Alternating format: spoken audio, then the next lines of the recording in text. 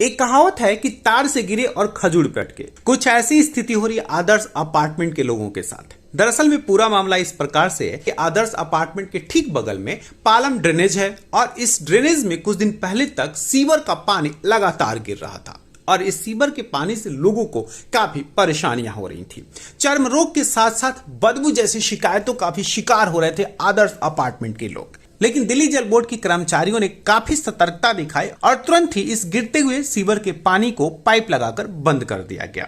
लेकिन शायद इसका भी दूसरा अध्याय बाकी ही था।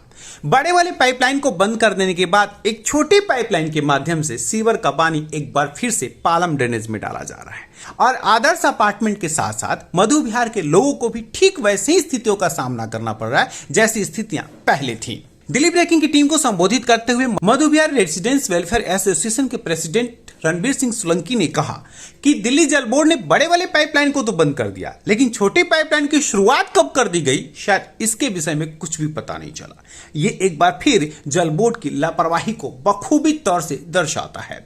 ये भैया अगर शिवरों का पानी है, अब ये हमारी समझ में नहीं है कि ये महावरिंग के लिए पार्ट थर्ड का जो सर्विस रोड है इसका है या कहाँ से आ रहा है, लेकिन दूषित कर रहा है। अगर जो आज 100% आदर्श अपार्टमेंट के लोगों का जीना दुश्वार था तो 75% थे इस बड़े को जो दिल्ली जल बोर्ड वालों ने अगर जो ठीक कर दिया, जो सालों से गिर रहा था, हम उसका तो तहे दिल से धन्यवाद करते। लेकिन ये भी जब तक नहीं होगा तो जमुना कैसे साफ होगी, जहाँ करोड़ों रुपया क्या मैं तो लगता खरबों रुपया अगर खर्च करके यमुना को अगर साफ बनाने की इनकी योजना है, लेकिन इसके बावजूद एक चीज़ देखे एक बंद हुआ तो ये दूसरे वाला अगर ऐसे दिख रहा है तो सीवर का पानी तो जो बाहर अगर नाले में ये है ओनली पालम ड्रेन के नाम से जो जानी जा रही है, इसके अंदर बरसात का पानी आना चाहिए, इससे अलावा कुछ नहीं आना चाहिए। पहले से पानी गिर रहा था या नया पानी? अब हमें तो सर ये पहले जब इसके अंदर बड़े का अगर जो पानी सीवर जो होता था ना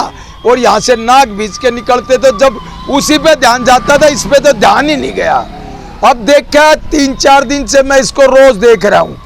आदर्श अपार्टमेंट के आरडब्ल्यू प्रेसिडेंट ने कहा कि आखिर दिल्ली जल बोर्ड चाहती क्या है। द्वारका उपनगरी है और द्वारका उपनगरी में इस तरह से अव्यवस्थाएं कैसे हो सकती हैं, वो भी खास करके दिल्ली जल बोर्ड के द्वारा। सर, मेरा नाम अश्विनी ठाकुर है और मैं आदर्श अपार्टमेंट पाकुड़ 16 सेक्टर 3 का आरडब्ल्यू का प्रेसिडेंट हूँ।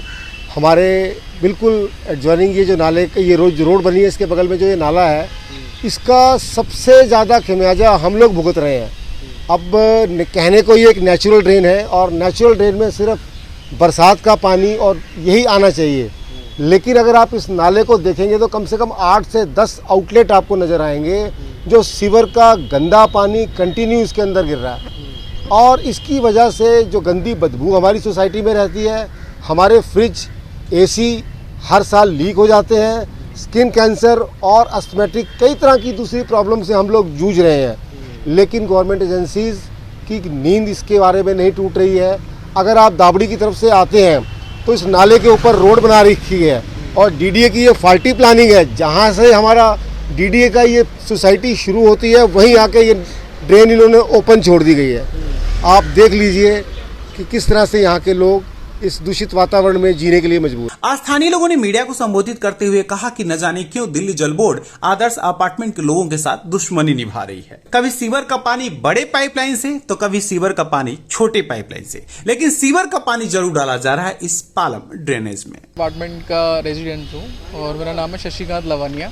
शशिकांत जी, ये क्या मामला है? मामला समझिए जरा मुझे। मामला ये था कि भैया जो वेस्ट वाटर जो था पहले उधर से फ्लो कर रहा था, ठीक है ना। First of all Delhi government को और सोलंकी साहब को धन्यवाद कि उन्होंने ये आके बंद कराया, बहुत सारे प्रयत्न किए।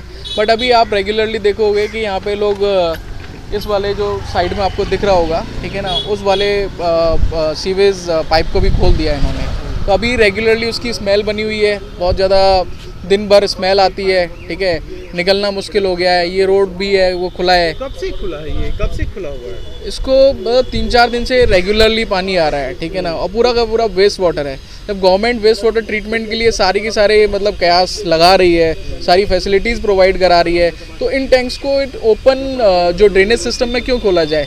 बिकॉज ये ड्रेनेज सिस्टम जो बनाए गए थे वो बरसाती पानी के लिए बनाए गए थे, न कि लोगों को प्रॉब्लम हो, स्मेल आए, ठीक है ना, कई तरीके की बीमारियां पनप रही हैं, डेंगू मच्छर पनप रहे हैं, एडिस लार्वा पैदा हो रहे हैं, ठीक है ना, तो लोगों को बहुत सारी बीमारियां हो रही हैं उसकी वजह से। हालांकि कुछ दिन पहले तक इस पाइप से सीवर का पानी पालम ड्रेनेज में नहीं डाला जा रहा था। न जाने कब इसकी शुरुआत कर दी गई, आखिर क्यों?